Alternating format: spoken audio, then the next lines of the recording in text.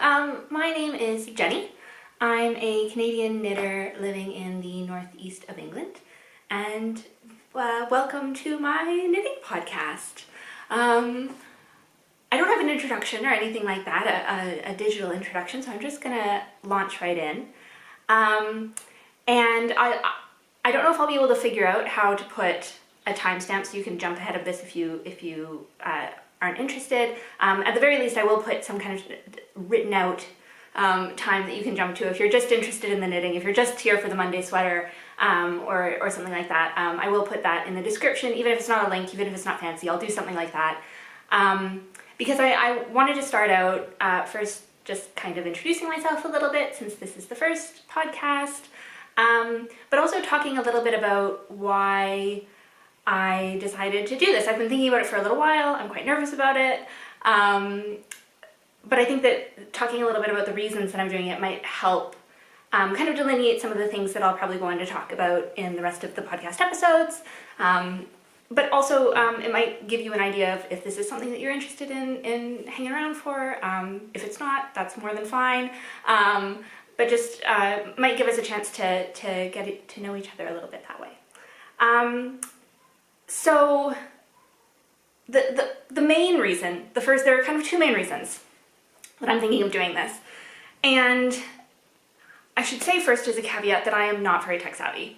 I don't think anyone in my family, I don't think any of my friends are going to be, they're going to think it's wonderful that I'm doing this. They're not going to be really interested. Not many people close to my life are very interested in knitting. I am definitely going to get some ribbing, however, over the fact that it's me doing this. Not what I'm doing, but that it's me, because I am really not very tech savvy. I'm a bit of a Luddite. The internet scares me. Social media definitely scares me. I love it. It's wonderful. I don't know how to use it. And that gives me deep anxiety. I was kind of like late high school age when Facebook became really popular. And my friends got so tired of waiting for me to make an account so that they could include me in the group chats that they had created and things like that, that my childhood best friend, still one of my very best friends in the world, finally just got fed up and made me an account. I do have an Instagram account. She made that too, and I have never posted to it, though I really love looking at the things that other people make. And I have been informed that using social media without posting anything of myself makes me a bit of a lurker, and I don't want to be a lurker. So that is kind of one of the peripheral reasons. But the two main reasons start with this sweater, actually, with this Monday sweater, and with the wool that this sweater is made out of. So this sweater is made with, I'll talk about this more when I get to talking about the sweater's details itself, but I bought the wool for this sweater in Harris, on the Isle of Harris, 2 years ago, just under 2 years ago. It was my first ever trip to Scotland. I went with my partner and my in-laws. It was kind of the first time lots of us had seen each other after the pandemic. It was a really, really wonderful trip. And I was really keen to go and see the Harris Tweed factory. We weren't actually able to go see the factory, but they did have a shop. And of course they sell beautiful, meter upon meter of these gorgeous tweeds. My mum is a big sewer. I am not. I definitely prefer knitting, but I was pleasantly surprised to see that they had some wool there. It was unlabeled. I'll show you. I have one in this skein still. It was unlabeled. It's sold by the weight. I had to come home and do quite a bit of Googling to figure out what it was. I should have asked while I was there, but I was overwhelmed. And they had just kind of plastic garbage bags of sweaters quantities of yarn. I wasn't sure what quantity of sweaters quantity. It just said the sweaters quantity, and it had a weight on it and a price.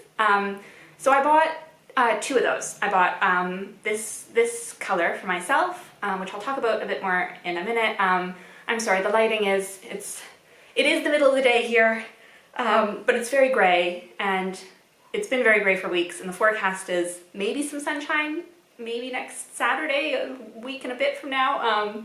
So I figured if I don't do it with this light, I'll just never do it. So you'll just have to bear with me, I'm afraid, on the light.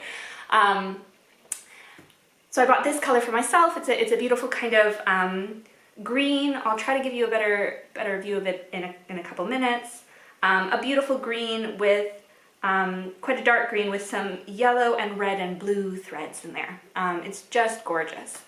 And I bought a kind of tan brown with reds and yellows and blues in it for my partner. He picked it out. And we came back, and I'm really interested in the history of knitting. On that trip, oh, I should have pulled that out.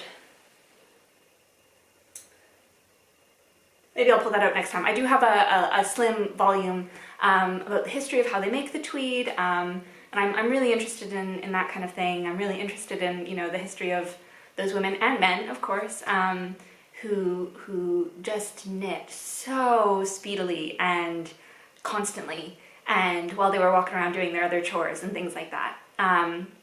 So I came home and I was really interested in all of that. I was doing more research into that, and researching what kind of sweaters people on the island would traditionally have made with this wool. And of course came back with lots of information on fishermen's sweaters and fishermen's ganzis. They had some models knit up in the shop that were kind of more all over cable fishermen's sweaters. And I decided that I wanted to make one of those. I do love a fisherman gansey. I want to make one with a fisherman gansey with the beautiful patterns, all of which are of course symbolic to specific regions, and a more basic bottom at some point, but not yet. So, long story. Came home, was really interested, found a pattern, I think just by Patents or something like that, that was similar, and that I really liked and would fit the weight of the wool. It is a DK wool, though I would say it's a bit of a thicker DK. And I started knitting, and I absolutely loved it. I do still have this project, of course. I'm not going to show it to you this time, and I'm not going to show it to you this time because I didn't finish it. And I didn't finish it because I did the whole back and most of the front, and partway through the front I started to have some problems with my hands. And the problems became more persistent. When I'm talking about problems, I mean mostly pain and some inflammation, some swelling, but also especially weakness. I was dropping things a lot. I still drop things a lot. My hands don't always cooperate with me the way that they used to. And of course, weak hands are not ideal for tension. I found that my tension was becoming really variable. And knitting also just wasn't very enjoyable because it was painful. And all of those cables, I was knitting it quite tight as well, because this wool still has quite a bit of lanolin in it. It's a very woolly wool, and it can be windproof and waterproof if you knit it tight enough. And I thought that was amazing. I still think that's amazing. I love that. So I was knitting it quite tight. And so I put the project away, and I essentially stopped knitting for 2 years. I did knit a baby blanket in there. A close friend had her first child, and I really wanted to celebrate that. And one of the ways that I celebrate those kinds of things for a long time, and one of the ways I have done that has been with knitting. So I did knit her a baby blanket, but I didn't love knitting the baby blanket. And definitely knitting lost its joy for me for a long time. So I more or less stopped for 2 full years, and kind of looked away when I passed by yarn stores and just tried not to think about it too much. And I really wasn't sure if I would ever come back to knitting. It's been 2 years. My health is definitely worse than it has ever been. That was kind of the beginning of a whole set of new symptoms. I've always had some chronic health issues. I've always had persistent, really debilitating migraines that wipe me out for a few days at a time, and a few other things. But the joint pain was really kind of signaling some new issues that I'm still very much dealing with. But in ways that are not ideal for my life overall. I'm a big walker. I love, going for walks that are several hours long. I love a walking holiday. Most of my joint issues have moved to my lower body in the last 6 months or so, and I'm definitely struggling with that a bit. But it has meant that my hands are a bit better. And a couple of things happened. Maybe I can tell you about that at some point if you're interested. But a couple of factors came together. When you learn a new word, and you kind of hear the word for the first time, or you read the word for the first time, and then all of a sudden it's everywhere. You hear it on the radio, you hear someone use it in conversation, it just feels like it's everywhere. I had that with knitting this fall. I went to, well, I'm just telling you now, aren't I? I was gonna skim over it to not ramble at you, but I'm rambling. Feel free to jump forward if you're bored. One of the things was my father-in-law asked me to re-knit him a hat that I knit him several years ago. I had just knitted it out of acrylic, and I think it had kind of lost some of its integrity and was pilling and things like that. And he said he really liked the wool, he really liked the color, he really liked the style, but could I make him a new one? And I was kind of thinking, oh, I don't know, my hands hurt. But that was kind of the first hint that knitting was kind of in my peripheral vision again. And then I was spoiled rotten. After that first trip to Scotland, we now live a lot closer to Scotland. I've been to Scotland quite a bit. I went to Zadie Smith's Edinburgh book launch for her new novel, The Fraud, in early September. And the woman I sat next to in the auditorium for the whole evening was knitting. She was knitting with like a beautiful, maybe even an unspun brown wool and gorgeous wooden needles. And she was just knitting along. She was in that rhythm the whole time. And I was so jealous. So that was another thing. That was definitely envy, but also, you know, how lovely, how wonderful to be knitting through something like that. And then we were really fortunate to go on holiday and see some really incredible, we went to meet my parents in Greece. I'd never been, spoiled rotten this year, and went to a folk museum that had some really amazing textile crafts from the past, and then also paired with contemporary textile crafts. And so we came home from that holiday, and I just thought I would try, and I knit a sweater. And so all of that to say, it's not because of the health reasons that I'm thinking of doing this, but because I honestly find it difficult to describe the kind of buoyant joy I feel about this sweater, and about having been able to do this again. There's definitely no, you know, I may well have more problems with my hand again, but even just the idea that even if I were to stop knitting for a little while, it could come back, it might come back, it probably would come back, it doesn't have to be permanent, is definitely tied into this sweater for me. The experience of that holiday and the wool is tied in, so just real explosive joy. And the second reason is knitting YouTube. And I mean, the algorithms frighten me. The algorithms really frighten me. But I think because I was looking at patterns again, I bought some wool, I was, you know, Googling in a knitterly way, quite intensely for a couple of weeks there, YouTube started to recommend knitting podcasts to me. And I know that these existed before the pandemic. I know that these existed before I stopped knitting. I do live under a rock. I was not aware of them at the time, though of course they existed, but I was not aware of them, or at least I had not tried them. And I absolutely fell in love. I love seeing everybody share their patterns. I'm sure I've only touched the very tip of the iceberg. I've only watched a couple of people, but really every video I've clicked on has been really wonderful. And I mean, there are so many people out there doing it, and I do find that a bit intimidating. I'm not sure that we need my knitting podcast, but I do kind of believe that more is always more, in the sense that more people talking about knitting gets more people interested in knitting, creates more of a knitting community, and I think that knitting is really community-based anyways. I think, you know, you never learn knitting on your own, whether it's from YouTube videos or from a book or a grandparent or friends, or someone else in your family. You know, we never learn knitting on our own. We never learn new techniques on our own. We never come across patterns entirely in a vacuum. If we're making something without a pattern, that's always influenced by other things that we've seen. And then of course there are knit nights and all sorts of things like that. I think knitting is a really community-based activity, and that's one of the things that makes it so wonderful. And definitely part of the joyful experience of knitting this sweater was kind of rejoining a community that I thought I might not be able to be a part of anymore. So those are my 2 reasons. I've really rambled at you. Thank you for bearing with me if you're still here.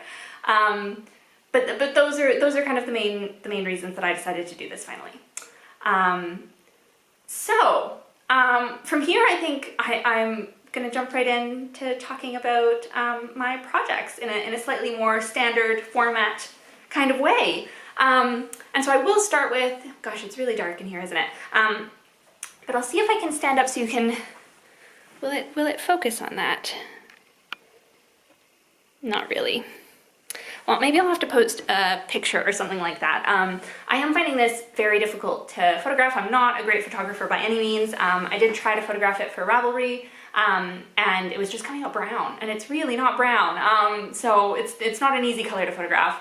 And because it's so dark, it's probably quite difficult for you to see the details. But this is kind of a quite simple, I think quite a deceptively simple pattern. I think it's a beautiful pattern, but it gives very simple lines.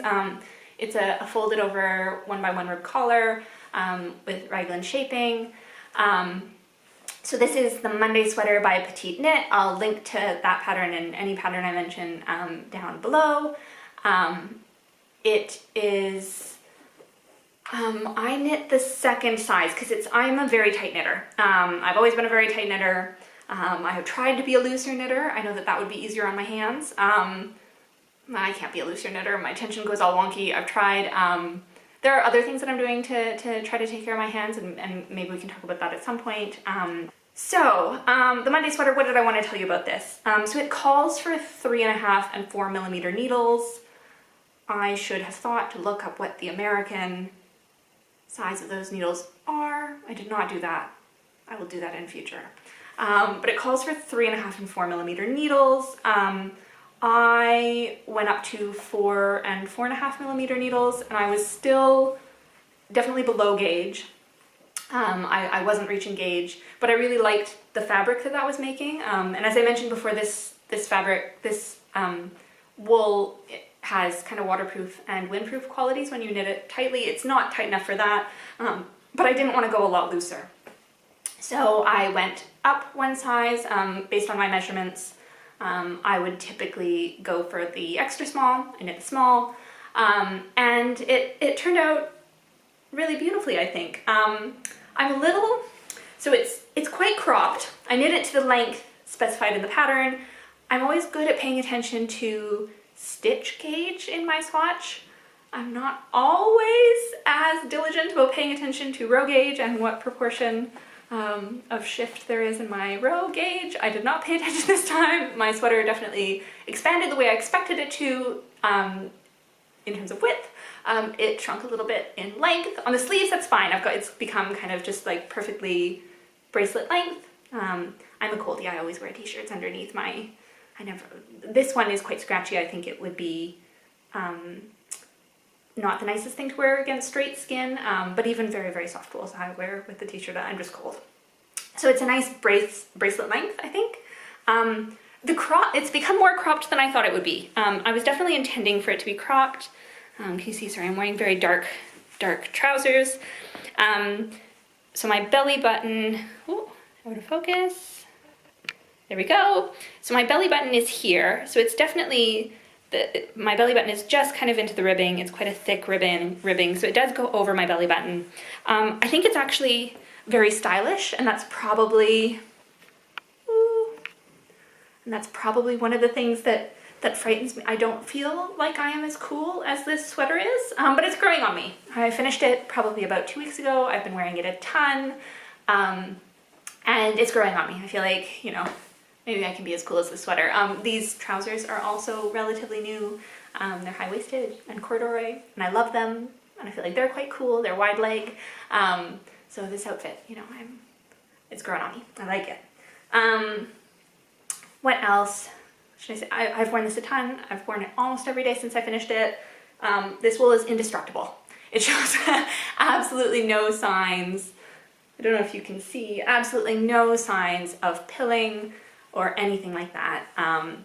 and I suspect that it won't show a lot of wear going forward. I will try to circle back and let you know. I mean, I'll probably wear this again in future because I just love it.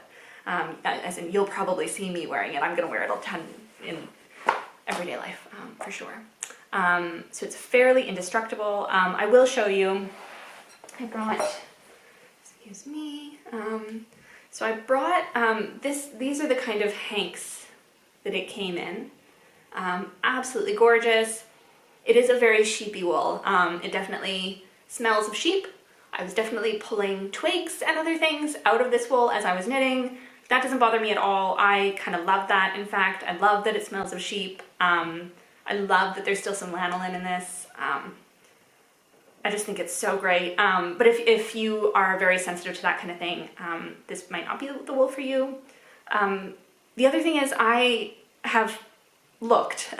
I've looked quite a few times actually, and I don't know that you can buy this if you're not actually in Harris. They sell the tweed online, and that's quite easy to order online. But I haven't emailed them, so maybe that would be the next step. And there is something quite special about a wool that you can still only get in the place that it's made. But I would love to get a hold of more of this. I think it is just gorgeous. And I pulled out I have one of the business cards because there's no tag or anything to show you. So I pulled this up, and there we go, if I block my face. So that's where it's from.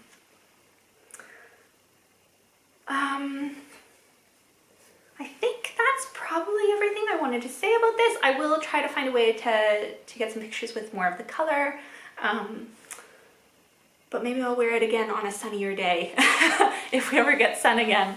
My partner and I were at a dinner with some people, most of whom are from this area, a couple of weeks ago, and they were complaining about how rainy and gray and dark this autumn has been. And it was really, we've been here about 2.5 years now, but it was really reassuring to have people who've lived here their whole lives say that this has been a bit of a miserable autumn, because I generally like the rain. I really, I like the rain. That doesn't really bother me, but this has become just a little bit relentless. So that's my only finished object, but I have 2 works in progress, 2 whips for you. And I'm going to start with, I've got some notes to make sure that I tell you the correct things. So the second work in progress is, the title is not good. It's called The Adult Knit V-Neck Vest by Yarnspirations Design Studio. I am making this for my partner as a kind of replacement for that sweater that I just don't feel able to finish for him with the cables. I'm not quite at a point where I can frog it yet. I'm still thinking. I will show that to you. I'm going to keep that in the back of my mind and come back to it. But for now, I am making him this V-neck vest. I am making it in, it's Cascade 220, and the colorway is, it's Cascade 220 Heathers. There. And the colorway, I mean, it's just beautiful. It is the colorway Shire. He helped me pick the color. I think that the title was 85% of the decision. Initially he was saying blue, and we were looking at blues together, and I kind of said, what about green? Some of these greens, green is my favorite color. Some of these greens are really beautiful. I knew I wanted to go Cascade 220 for him because it's a bit softer and still quite affordable. A bit of a funny, kind of embarrassing, I didn't read the description properly. I thought that Cascade was always superwash in their 220. And I was really worried about joining it. I prefer a superwash as a general rule, though for certain things, I love a superwash, for baby blankets, for hats where I know that the people I'm giving them to are going to toss them in the washing machine. Love a superwash. For garments, I do prefer a non-superwash generally. So I bought this. I thought, okay, he really didn't want us to spend too much money on the yarn for this for him. He's stubborn. Anyways, and I've been reading about whether you can still spit splice with superwash. Lots of people say no, lots of people say they've had success with it. Spit splicing is definitely my favorite way to join yarn. I think it's magic. I think lots of things are magic in knitting. So I tried spit splicing this when I got to the end of my first ball, and it worked so fast. It was like so easy to spit splice.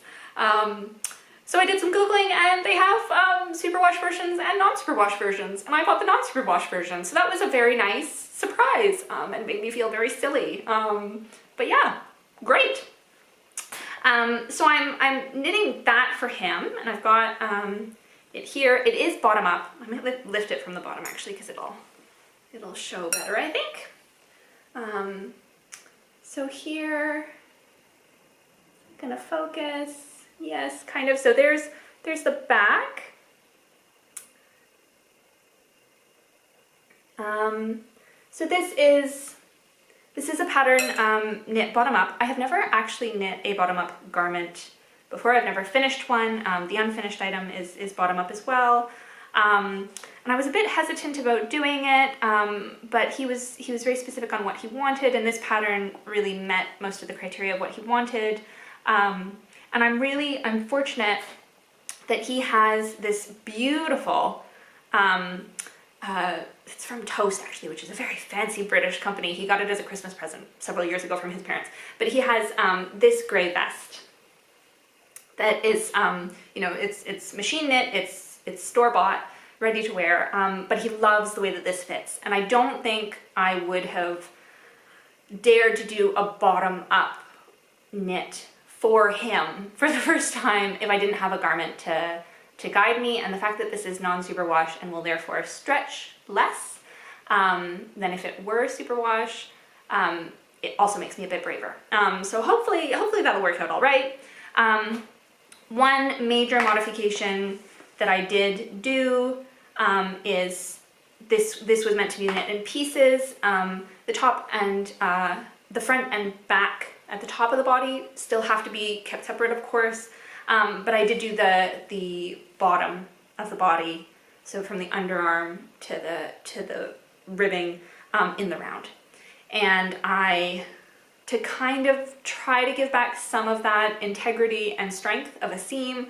Obviously, nothing really replaces the strength and integrity of that seam, but to kind of replace that a little bit, and also just make the stockingette a little bit more interesting for myself.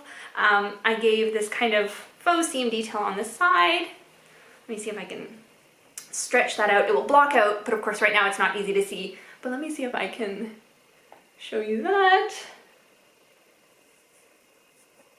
We're really losing the light here. It's not even 2 and we're really losing the light. Maybe I'll turn on the light. So that I did that just by doing kind of on either side purl, knit, and then purl. So I've got kind of a 3-stitch faux seam that I quite like, and made it a bit more fun to knit that boring tube bit. So I've completed the back. I'm working on the front. There's not very much left to go. I would love to get this done by the holidays. It is December 7th today. It will not be December 7th when I upload this. In fact, I wouldn't be surprised if it isn't a few weeks until I upload this, figuring out how to do all the tech things. So apologies for that if this is already January or something like that. But I am hopeful that I'll get this done by the holidays, because he's expressed a wish to wear it at Christmas, which would be really, really lovely. We celebrate Christmas and we're going to London to spend it with his family this year. So that's kind of a goal. I don't think it'll be the end of the world if I don't get there. I'll make it maybe for New Year's. Maybe I can make it by New Year's. But Christmas might be doable, depending. So that is that one. Ooh, sorry, I've got it in a...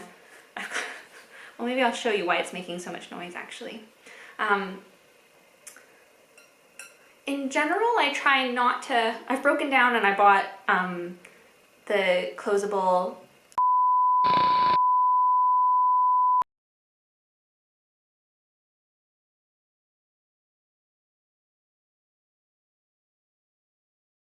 Okay, I'm not sure what happened.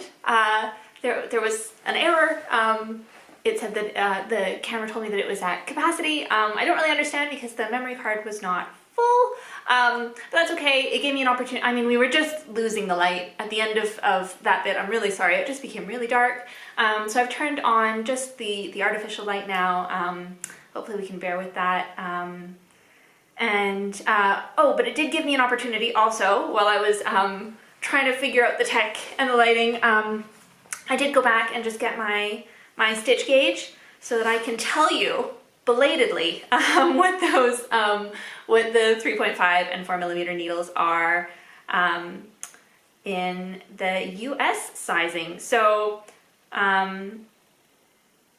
it was a 3 3/4. So 3 3/4, my stitch gauge is telling me is a US 5, and 4 millimeter is a US 6. So that's what I used. So that is one size up for both the ribbing and the body from what Petite Knit recommended.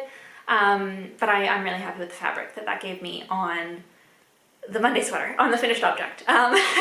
So jumping back ahead, I was just about to explain why, and I think I'm probably going to keep doing this. I feel like I might as well show you my slightly embarrassing storage system now, because then we've just broken the ice and that'll just be it. But I often keep my knits in. I've got a few extra of these from charity shops and things like that. I love them. I think they're beautiful. And I don't have a ball winder. In general, I try to resist the urge to buy too many gadgets. I love that knitting is an ancient art form that can be practiced with pretty bare materials. I try not to get too many, but then I do love a gadget.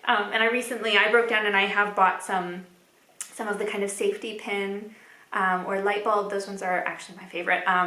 Safety pin stitch markers. I'd been using yarn scraps for years and years and years and years, and I still think yarn scraps work great. But the reason that I finally broke down and bought the stitch markers, the plastic ones, which I don't actually like so much, and the metal ones, which I love, is because I am quite a tight knitter, and it would happen occasionally that as I was shifting the yarn from the kind of cord of my circular needle onto the needle itself,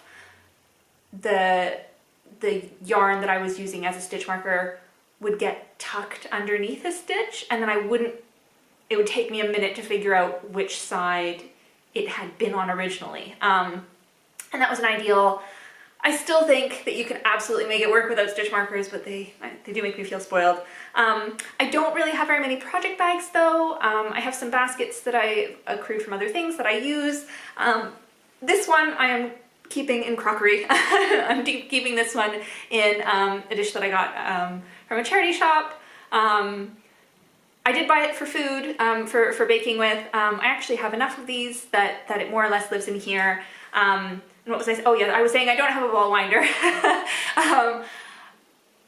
It isn't the easiest thing on my hands to wind balls by hand anymore. I love the way a hand-rolled ball looks. I just think nothing matches it. I just think it's so beautiful. I do have a yarn Swift. I will probably break down and buy a ball winder at some point. But I really like the heavy dish because no matter how big my yarn ball is, and for the skeins of the Harris wool, they were really big. They came out huge, those balls, and you know, a bit of momentum if you're tugging on it.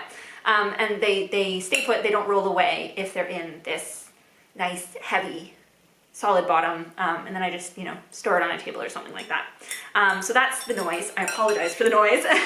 I'll put that away. But maybe I'll show you in this light. It'll be distorted a little bit. That in focus, but it's just beautiful, the Shire color. It is just gorgeous. So I'm knitting that for my partner. I told you already about the modifications I made to the bottom. I am making it quite a bit longer than the pattern calls for. He and I are both, I should have maybe said when I was talking about my sweater before, we're both slightly above average height. I'm about 5'8" or 5'9", And in the same way that I can't do small measurements in the imperial system and only know needles in millimeters, height and weight I only know in imperial. In that way, one of the things that I find really entertaining about living here is that obviously in the States, those of you who are in the States, you seem to be much more consistent. You're kind of imperial all the way. Everybody else likes to laugh about the imperial system and, you know, talk about how wonderful the metric system is. None of us are fully metric. Most Canadians that I know still know their height and weight and things like that in imperial measurements, but distance, you know, math, everything like that is metric. In the UK, they use stone for weight sometimes still, or kilograms. So either metric or old imperial, but then they exclusively use miles for distance on roads. And I just, yeah, it's all a little bit all over the place. But I am 5'8", 5'9" in the imperial measurements, and Lewis, my husband, my partner, is about 6 foot, just over 6 foot. So I've made it a little bit longer. What else is there to say about that? I am knitting this 1/2 millimeter up in needle size as well. The pattern called for 4.5 and 5 millimeter. I'm doing 5 millimeter and 5.5. So that is, it called for 7 and 8 in the US sizes, and I'm doing 8 and 9. And that got me close enough to gauge. And there is, this pattern suggests a positive ease of 2 to 4 inches. My partner's chest measurement put him right on the border between sizes. My gauge is still just a little bit tight, so I'm knitting kind of the size that the pattern calls for him, but I think he'll be kind of more towards the 2 or 3 inch positive ease rather than the 4 inch positive ease, which is going to match the sweater that I'm measuring against that he already loves anyways. So fingers crossed this will work out. I am definitely a bit nervous about it being bottom up, and I can't try it on him in quite the same way as if it was top down. But it's been a fairly quick knit, so if all else fails, I could redo parts of it. So that is my first work in progress, and my second work in progress I'm so excited about. I love this pattern so much. I love it so much. So let me pull up a few things here. I've just got a laundry basket with the things I wanted to show you, which is about as organized as it's gonna get, I think. So my other work in progress, and I've got this one in a cake tin, a really beautiful cake tin that someone, my mother-in-law gave us. Beautiful cake tin. This sweater is just about to outgrow that cake tin, so I'll have to find something else to store it in. Maybe I'll store it in a bag. But it is the autumn Alpine sweater. Let me just show you. See if I can stretch that out a bit so you get a bit of a better view. It's the autumn Alpine sweater. By Caitlin Hunter of Boyland Knitworks.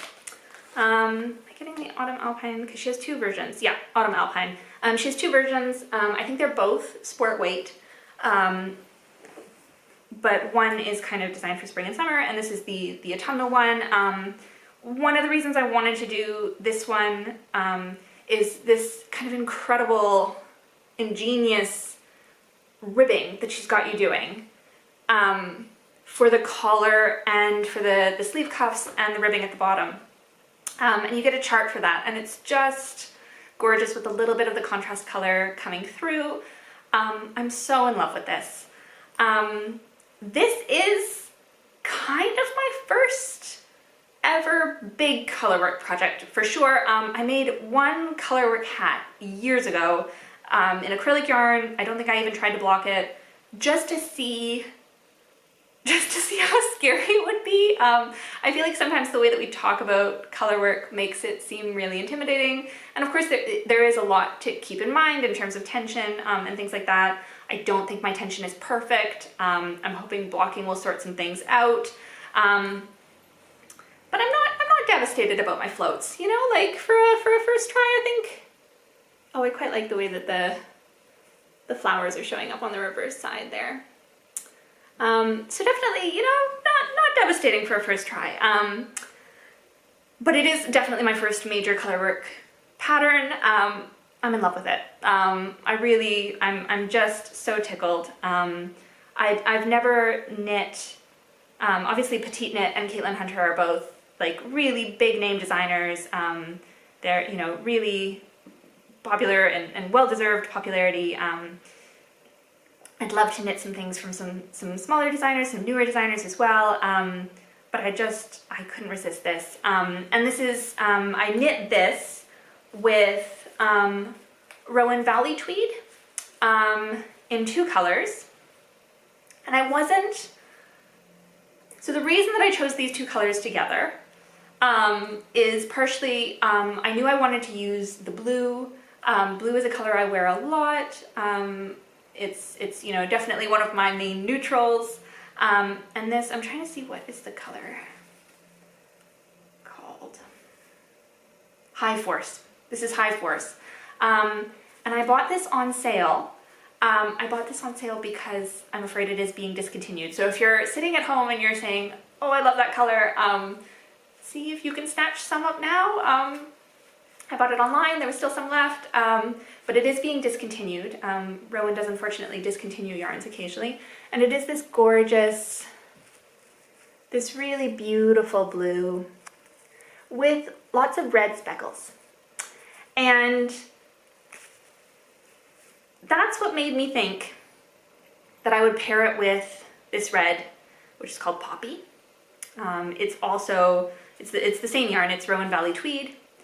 And it's also very tweedy. It's got some blue and some yellow in. See that? Just gorgeous, you know, just gorgeous. And there are those colors. I mean, I don't know enough about color theory to explain this very well at all. When you hold them up next to each other, they're obviously very high contrast, right? They're both primary colors. Quite high contrast in that sense. But then when you knit things up, it always changes. And I was a little worried that they would be too close in terms of saturation level. That they're saturated to quite a similar extent, and I wondered if that would make it look a little bit muddy when I knit it up. So I did do a swatch, a big swatch with some of the color work, and I found the needles for this pattern called for really small. I think I said already that I usually size up by 0.5 millimeter. For this pattern, to get gauge, I had to size up a full millimeter. So that was sizing up, maybe it was even more than that. The pattern calls for 3 1/4 and 3.5 millimeters, which is 3 4 in the American needle sizing. 3 and 4. I had to go up to a 4.5 and a 5 millimeter in the color work, because I am sizing up 1 needle size in the color work to prevent puckering. So I was sizing up a full 1.5 millimeters to get gauge. That did get me gauge and showed me that so here's my swatch with my little tassels. I made them long in case I needed to take it apart. I only cut them when I was pretty sure that I wouldn't swatch again.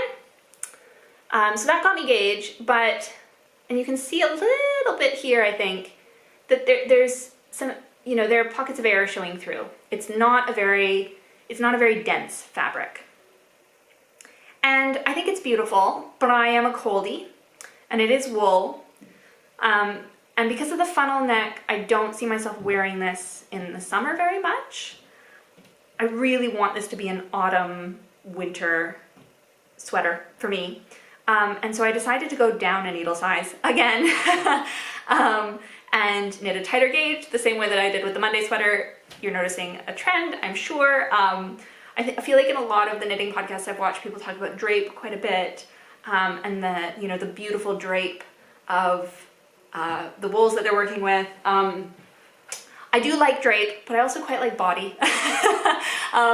This is the Harris wool again. That's not going anywhere. That is a solid, you know, that is a solid wool. And I quite like that. I quite like a dense wool. I know that some people, and you know, very rightfully, very deservedly find that to be stiff. I don't mind stiff. I quite like a thick, stiff wool, in fact. Not if it's uncomfortably stiff, but if it's stiff in a thick, warm, cozy, you know, really keeping in that body heat kind of way, then I am quite happy with that. So I did the swatch. I'm very happy with the swatch. I'm definitely keeping this swatch as a little rug on my desk. But I did go down a needle size, so I went up a size from what my biggest measurement, my bust measurement would call for. And I'm just about to separate for sleeves. Full disclosure, this will be the second time that I am separating for sleeves. I did this a couple days ago and was knitting along, and it was just a little bit smaller than I expected it to be.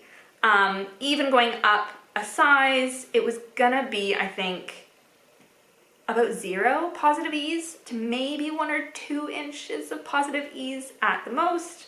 I think this pattern calls for 2 to 6 inches of positive ease or something like that. I would definitely like it to be more in the 4 to 6 inch positive ease kind of range. I'd like it to fit very comfortably over sweaters and things like that. And I just, you know, I like a bit of positive ease. So I pulled back, and I've just gone back and done some extra, so there's a round of increases that you do just after the color work finishes before you separate for sleeves, and I doubled the number of stitches that are called for in that increase round. I didn't double the number of total stitches, I doubled the number of stitches that you increase. So it's going to give me probably about 1.5 inches more. Not huge, but just enough. And I might cast on just a few extra stitches under the arms as well, we'll see. But since I was talking about my resistance to stitch markers before, I thought I would show you that I resisted, and now I'm such a convert. I've used them to indicate the increases along here, and it made my life a lot easier. So I protested too much. I really like them. I really like those removable stitch markers. So I'm not sure that there's much more to say about that sweater. Let me check my notes. I apologize for not having this more organized. I've just written, not perfect, but I love it. Definitely not perfect, but I love it. And I think even if the color work isn't perfect, I'm a bit of a perfectionist in other elements, in other parts of my life. In knitting, I really try not to be. I don't always succeed, but I try not to be. I don't think anyone's ever looking at us or our clothes as closely as we are. And I'm not sure that anyone would even know what they were looking for. If it ends up puckering a little bit, is anyone gonna notice? Probably not. So barring any really terrible turnout after I've blocked, I think I'm just gonna try to love this as this first colorwork project that it is. And it's been, oh my god, it's been fun to knit. That is one more thing that I wanted to say actually, which is that this pattern is so well written. The repeats of the colorwork chart were really easy to memorize after doing it once, almost every time I could memorize, and then go back to watching or chatting or whatever I was doing. And it was really propulsive. I did the yoke really quickly by my standards. And it was so much fun. So I'm a little sad that the yoke is over now, actually. And I think I'll probably slow down now that it's going to be a lot of stockinette stitch. I sometimes do sleeves before I do the body to avoid, see other people calling it Sleeve Island. I think that is very apt. So I might do that. I definitely want to get enough of the body done to know that it's going to fit well first though, because that will remove some of that, not anxiety, not a bad anxiety, a little bit of a frisson of adventure, I feel like I'm not the most diligent swatcher in the whole world. I do swatch, but then sometimes I do a little bit of that playing around where I'm not quite at gauge and I size up and I I often do a rough calculation, but then, you know, you're never exactly sure how it's going to turn out. And I personally really like that, or I've made a conscious decision to really like that, because otherwise it would just be terrifying. So that's where I am with the Autumn Alpine. And I feel like I've been talking at you quite a bit already, so I might call it there. This sounds like a crazy thing to this is a bit of a strange thing for me to say when I am sitting in my living room all by myself, but this was a little bit less scary than I thought it was going to be. I really enjoyed chatting through my knits. I hope you enjoyed it as well. I will definitely be doing this again. I've really enjoyed it. I would really love for it to become more of a dialogue. I know that that might need to grow with time, and that's a-okay. But if you did watch and you have any thoughts, any questions, anything that I haven't talked about that you wish I had talked about, please do let me know, leave me a comment, something like that. So thank you so much for joining me. Thank you so much for sticking around if you're still here. I think I did ramble quite a bit. I appreciate you bearing with me. It's been a real pleasure chatting about knitting and chatting about wool. Happy holiday season, Happy New Year, and I wish you lots of time making things and time with people you love and who love you. Thanks so much. Bye.